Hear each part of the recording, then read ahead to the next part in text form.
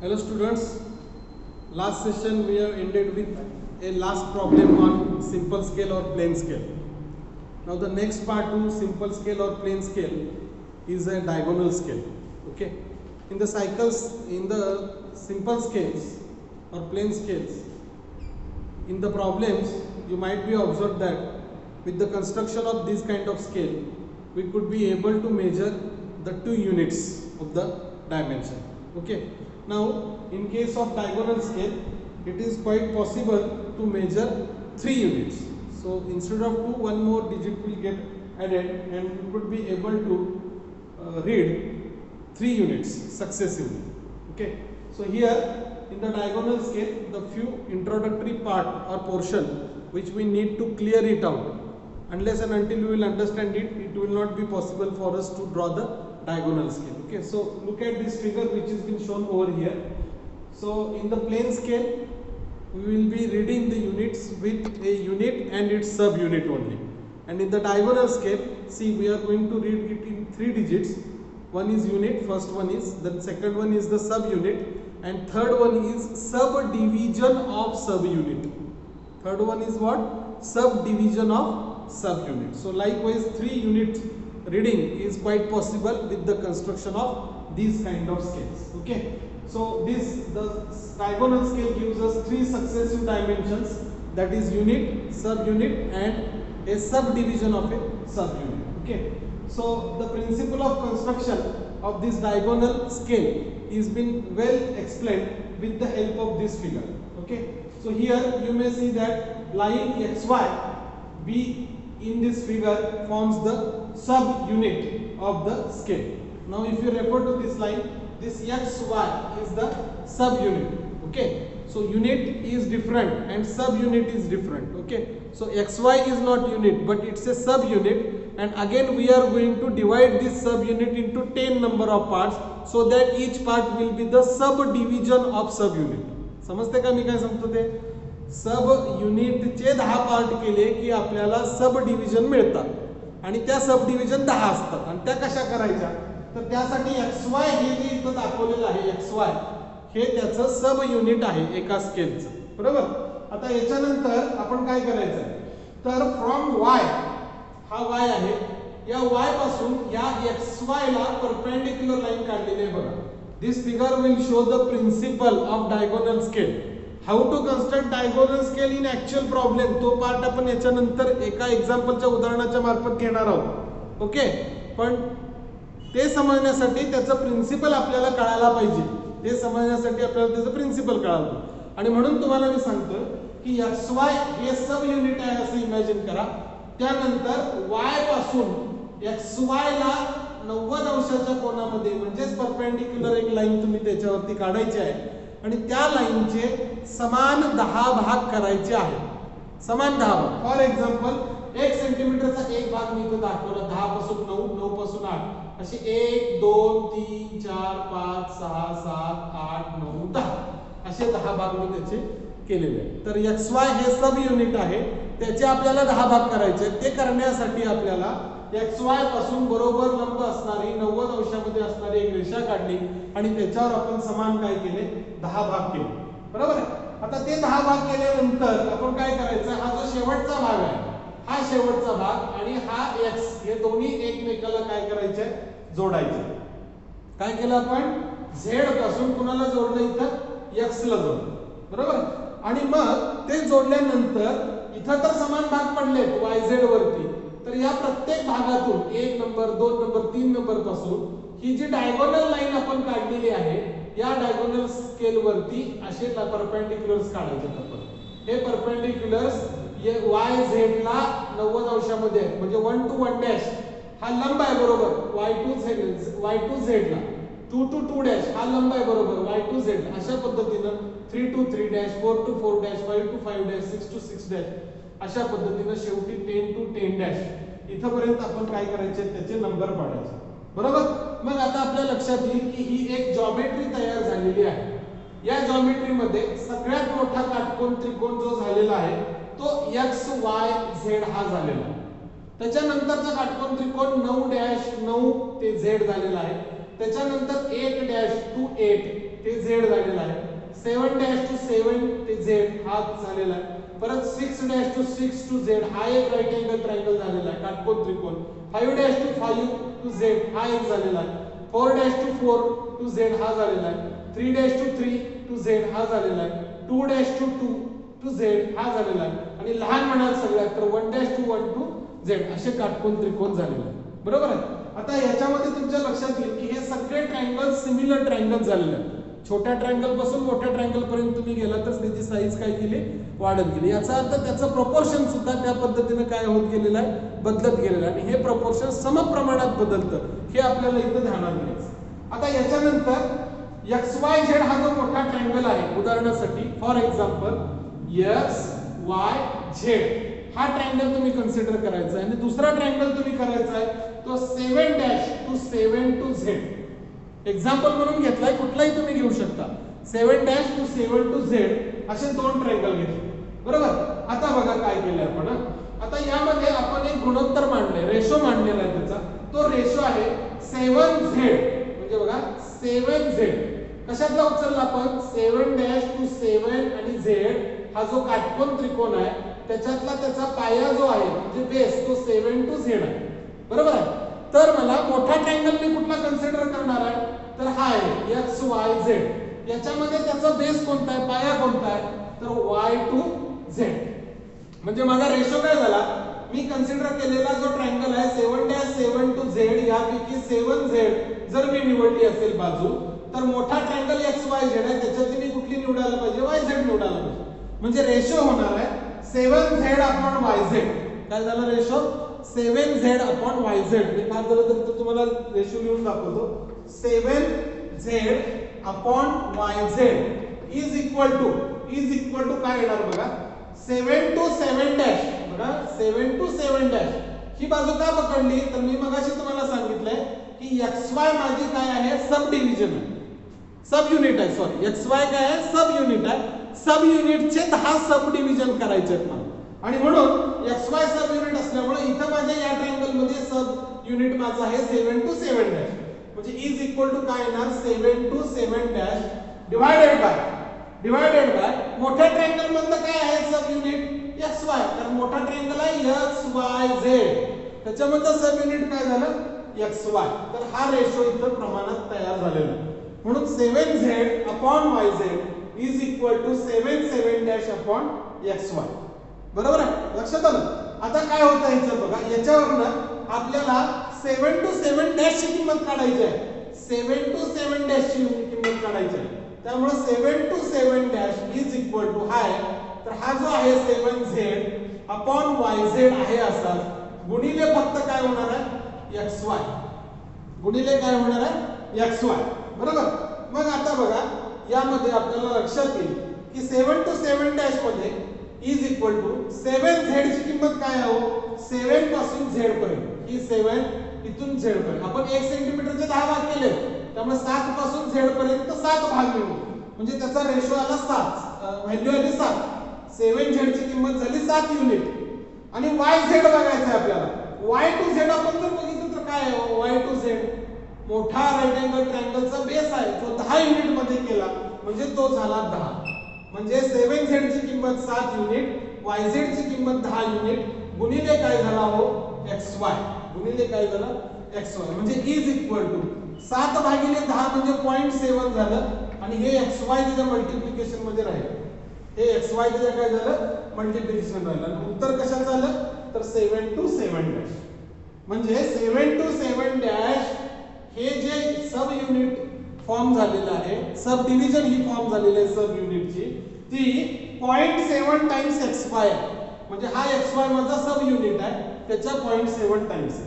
अशा पद्धतीने आपल्याला 1 टू 1 डॅश काढायचा झाला, 1 टू 1 डॅश, तर हा होणार आहे 0.1 इंटू XY, 0.1 इंटू XY. या पद्धतीने 2 टू 2 डॅश काढायचा झाला तर तो होणार आहे 0.2 इंटू XY, 0.2 इंटू XY. तर याच्यावरून आपल्याला काय कळतंय, it is very clear from this ratio that the sides of similar triangles which are parallel to divided lines which are parallel to divided lines becomes progressively shorter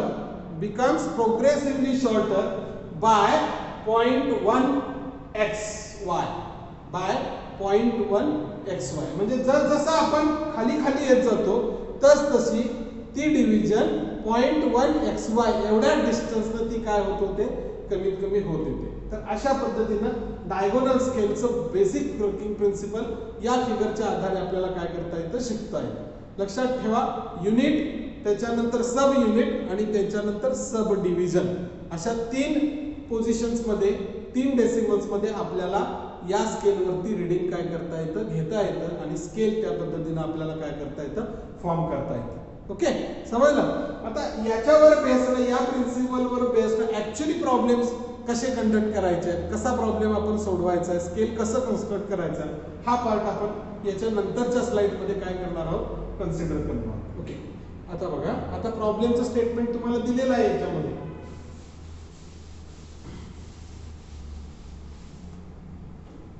तर प्रॉब्लेमचं statement मी क्लिअरफुली वाचतो आणि मग तो प्रॉब्लेम सोडवलाय कसा, इकडे जाऊया आपण. So read the problem. On a map, the distance between 2 points is 14 centimeter. एका मॅप वरती, नकाशावरती 2 बिंदू मधलं अंतर हे 14 सेंटीमीटर आहे. बरोबर. आता नकाशा काढलाय म्हणजे ते काय केलंय, स्केल मध्ये कन्वर्ट करून नकाशा काढलेला आहे तो. बरोबर आहे. तुम्ही भारताचा नकाशा बघता, त्याच्यामध्ये क्षेत्रफळ असतं, परिघ असतो, तर त्याला आपण काहीतरी प्रमाण घेऊन तो काढलेला असतो. म्हणजे आपण काढलेला ऍक्च्युअल ड्रॉइंग आहे की जे 14 सेंटीमीटर लांबीची रेषा आपण त्याच्यावरती काढलेली आहे. The real distance between them is 20 kilometre. Actually त्या 2 बिंदूंमधलं अंतर 20 किलोमीटर आहे. म्हणजे थोडक्यात आपण असं म्हणूया की कोल्हापूर पासून एखादं गाव 20 किलोमीटर अंतरावरती आहे आणि ते आपल्याला कोल्हापूर जिल्ह्याच्या नकाशावरती दाखवायचं आहे, त्या 2 गावामधलं अंतर. मग आपण 20 किलोमीटरची लाईन काढू शकतो का, नाहीये. मग त्यासाठी आपण स्केल घेतो आणि त्या स्केलच्या प्रमाणानुसार आपण काढताना ती रेषा किती लांबीची काढलेली आहे, तर 14 सेंटीमीटर लांबीची काढलेली आहे. त्या नकाशावरची ती 14 सेंटीमीटर लांबीची रेषा आपल्याला त्या 2 गावांमधलं अंतर म्हणजे 20 किलोमीटर अंतर दाखवत आहे, असं त्याचा स्पष्ट अर्थ आहे. तर आपल्याला काय करायचं आहे, draw a diagonal scale of this map. या मॅपचं, या नकाशाचं आपल्याला डायगोनल स्केल कन्स्ट्रक्ट करायचं आहे आणि त्याच्यावरती काय वाचायचं आहे, टू रीड, किलोमीटर पण वाचायचे आहे आणि हेक्टोमीटर्स पण वापर. काय वाचायचे आहेत, किलोमीटर्स आणि हेक्टोमीटर्स वाचायचे. बरं, हे किती किलोमीटर पर्यंत स्केल कन्स्ट्रक्ट करायचं आहे, मॅक्सिमम किती किलोमीटर पर्यंत तुम्ही मोजणार आहात, तर to measure up to 30 kilometres. 30 kilometre पर्यंत मॅक्सिमम लेंथ त्याची मेजर करायची आपल्याला आणि त्यावरती आपल्याला 18.9 किलोमीटर अंतर दाखवायचं. किती दाखवायचं आहे, 18.9 किलोमीटर अंतर दाखवायचं. प्रॉब्लेम अगदी सोपा आहे. मी परत एक्स्ट्रॅक्ट त्या प्रॉब्लेमचा सगळा सांगतो. 2 बिंदूंमधलं म्हणजे 2 गावांमधलं अंतर ऍक्च्युअली 20 किलोमीटर आहे, पण काढताना आपण ते दाखवताना नकाशावरती 14 सेंटीमीटर लांबीची रेषा काढलेली आहे. आणि अशा पद्धतीनं आपल्याला त्या स्केलवरती रिडिंग वाचायचं आहे, ते किलोमीटर मध्ये आणि हेक्टोमीटर मध्ये वाचायचं आहे. आणि त्यामध्ये आपल्याला मॅक्सिमम 30 किलोमीटर लांबीचं जे ठिकाण आहे किंवा 2 गावांमधलं अंतर आहे ते दाखवता आलं पाहिजे. अशा पद्धतीचं स्केल कन्स्ट्रक्ट करायचं आहे आणि त्या स्केलवरती आपल्याला 18.9 किलोमीटर इथं दाखवलं बघा, 18.9 किलोमीटर याच्यामध्ये आपल्याला काय करायचं आहे, डिस्टन्स दर्शवायचं. ठीक आहे, मला वाटतं प्रॉब्लेम हा क्लिअर कट तुम्हाला समजला. तर याच्यासाठी आपल्याला काय करायचं आहे, डायगोनल स्केल कन्सिडर करावं लागणार. काय करावं लागेल, डायगोनल स्केल तुम्हाला कन्सिडर करावं लागेल. आता बघा, हे सगळं करण्यासाठी आपण जो सिंपल स्केल मध्ये, प्लेन स्केल मध्ये RF काढला होता, त्याला रिप्रेझेंटेटिव्ह फ्रॅक्शन आपण म्हणतो, तो काढण्याचा फॉर्म्युला लिहून आपल्याला RF हा काढावा लागेल. आता RF काढत असताना तो फॉर्म्युला होता, तर length of object in drawing असा त्याचा न्यूमरेटर होता. RF is equal to length of object in drawing. किती सेंटीमीटर लांबीची रेषा प्रत्यक्ष ड्रॉइंग वर काढले मी, 14 सेंटीमीटर. काढलेले युनिट सेंटीमीटर मध्ये आहे, याच्यावरून तरी कळतंय की 14 सेंटीमीटर लांबीची काढली. आणि खाली काय केलंय आपण, किती सेंटीमीटर, किती किलोमीटर अंतर दर्शवते, तो length of object in drawing आपण 14 सेंटीमीटर काढली. आणि टोटल लेंथ कितीची काढते आपण, किती मेजर करतोय, तर 20 किलोमीटरची काढतो. म्हणून इथं बघा 20 किलोमीटर हे डिनॉमिनेटर मध्ये आलं RFच्या फॉर्म्युल्यामध्ये. आणि मग 20 किलोमीटरचे हे काय केले, मीटर केले, 1000 न गुणलं कारण 1000 न गुणल्यानंतर मीटर मध्ये आलं, त्याला परत 100 न गुणल्यानंतर कशामध्ये आलं, सेंटीमीटर मध्ये आलं. आता या प्रॉब्लेम मध्ये मी पुन्हा आरएफ म्हणजे length of object in drawing divided by हा फॉर्म्युला मी पुन्हा परत तिथं मेन्शन करणार नाहीये, तुम्हाला लक्षात यायला पाहिजे. आपण काढलेली लांबीची रेषा सेंटीमीटर मध्ये, त्यामुळे इथं काय गुणिकारात 14 ला गुणिले काय आलेलं नाहीये. परत इथं बघा 20 किलोमीटर आहे, त्यामुळे 20 किलोमीटरचा 1000 न गुणल्यावर मीटर झालं आणि मीटरचं 100 काय झालं, परत सेंटीमीटर झालं. हा रेशो आपण केला तर साधारणपणे 7 भागिले हा 10 लाख इतका रेशो आपल्याला आला. याला कन्वर्ट करण्याच्या भागात प्रयत्नात पडू नका, कारण ही सगळी शून्य पुढं मॅक्सिमम लेंथचा मल्टिप्लाय केल्यानंतर ती कॅन्सल होणार आहे लेंथ ऑफ स्केलच्या फॉर्म्युल्याने. आणि मग या रेशोवरून आपण लेंथ ऑफ स्केल काढतो. लेंथ ऑफ स्केल काय असतं, तर आरएफ गुणिले maximum length to be measure, हा फॉर्म्युला माहित आहे. तर आरएफ आहे 7 भागिले 10 लाख, त्याला गुणिले मॅक्सिमम लेंथ किती मोजायची आहे, आपण 30 किलोमीटर इतकी मोजायची. किती मोजायची आहे, 30 किलोमीटर. त्याला गुणिले 30 करा, किलोमीटर मध्ये लक्षात घ्या, परत मीटर मध्ये करा, परत सेंटीमीटर मध्ये करा, आणि मग ही सगळी शून्य भागवल्यानंतर तुम्हाला लक्षात येईल की 21 सेंटीमीटर हे माझं लेंथ ऑफ स्केल आहे. किती येत आहे, 21 सेंटीमीटर हे माझं लेंथ ऑफ स्केल आलेलं. आणि मग आपण इथून या बिंदूपासून शेवटच्या बिंदूपर्यंत ही जी रेषा आपण काढतोय ती आहे 21 सेंटीमीटर लांबीची रेषा पट्टीनं काढायची तुमच्या स्केल ड्रॉइंगवर. मग ह्या 21 सेंटीमीटर लांबीची जी रेषा काढलेली आहे, बरोबर आहे की नाही, त्या 21 सेंटीमीटर लांबीची रेषा काढल्यानंतर आपल्याला तुमच्या लक्षात यायला पाहिजे आता की याचे भाग किती करायचे, किती भाग करायचे याचे. तर हे भाग किती करण्यासाठी आपल्याला किती किलोमीटर दाखवायचं आहे त्याच्यामध्ये बघायचं, बरोबर आहे. आता तुमच्या लक्षात येईल ही जी मी रेषा काढलेली आहे ही रेषा मॅक्सिमम मी जरी काढताना 21 सेंटीमीटर लांबीची काढली असेल तर तिची व्हॅल्यू किलोमीटर मध्ये किती आहे, तर ती 30 किलोमीटर. किती आहे, 30 किलोमीटर आहे. 30 किलोमीटर लांबीचं अंतर माझी स्केल मधली रेषा दर्शवते. ते अंतर म्हणजे इथून इथपर्यंत म्हणजे ते 21 सेंटीमीटर मी काढले.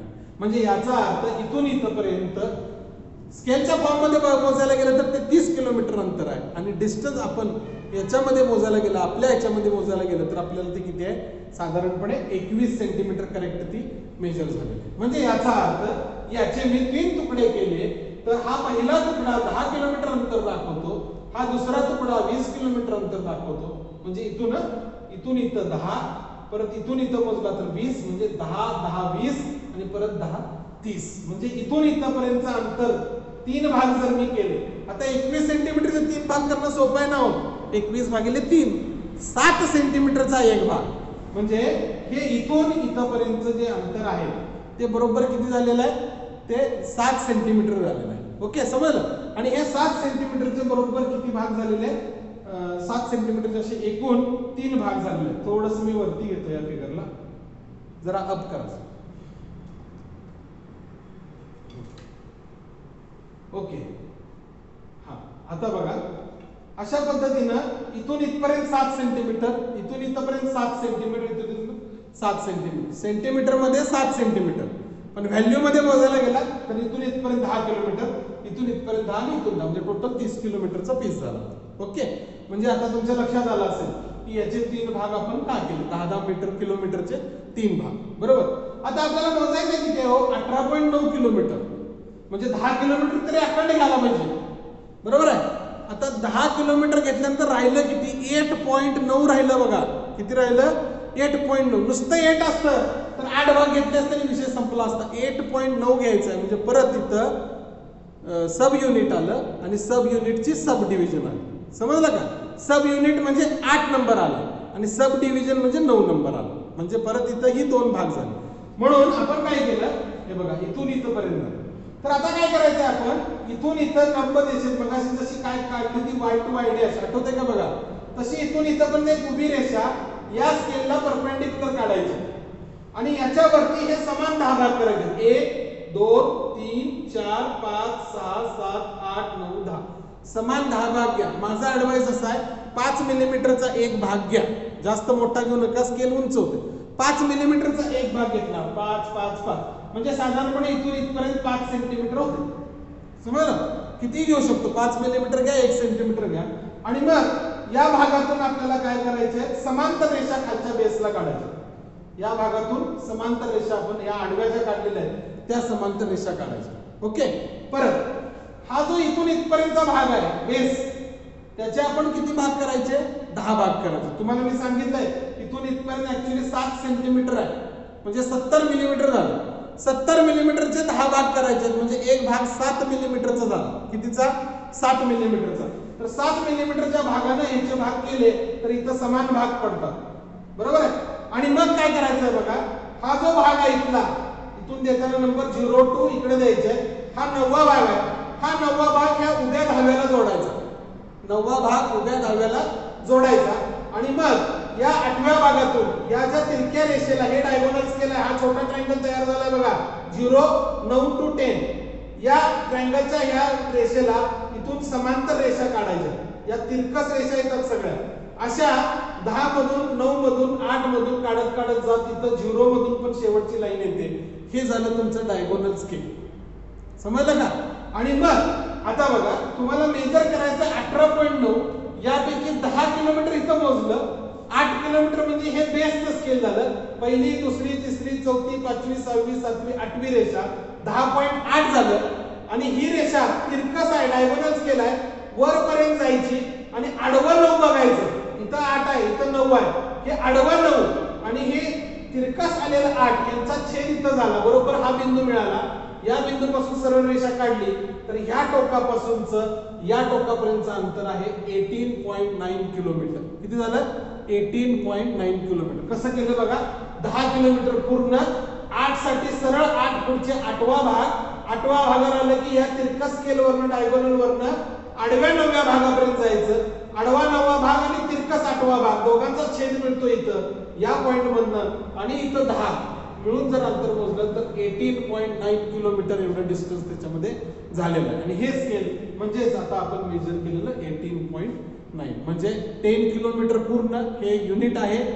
8.8 जे पुढचं आहे ते त्याचं सब युनिट आहे. आणि 0.8 चं परत 9वा भाग जो उचललेला आहे तो त्याचा सब डिव्हिजन आहे. म्हणजे युनिट, सब युनिट आणि सब डिव्हिजन अशा पद्धतीने करायचं. भाग कसे करायचे? तर इथून इथपर्यंतचे 10 करायचे, उभ्याचे आडवे 10 करायचे, आणि हा 10वा भाग 9वा भाग या 10व्याला जोडायचा आहे, 8वा भाग या 9व्याला जोडायचा आहे. अशा पद्धतीने हे भाग तिरकस काय करायचे ते एकमेकाला जोडत जायचे आणि स्केल कन्स्ट्रक्ट करायचं. लक्षात ठेवा, हा 9वा भाग या 10व्याला जोडल्यानंतर ही जी तिरकी रेषा येते या तिरक्या रेषेला ह्या 8 मधून समांतर रेषा म्हणजे तिरकीच येणार, या 7 मधून तिरकी रेषा, 6 मधून तिरकी रेषा.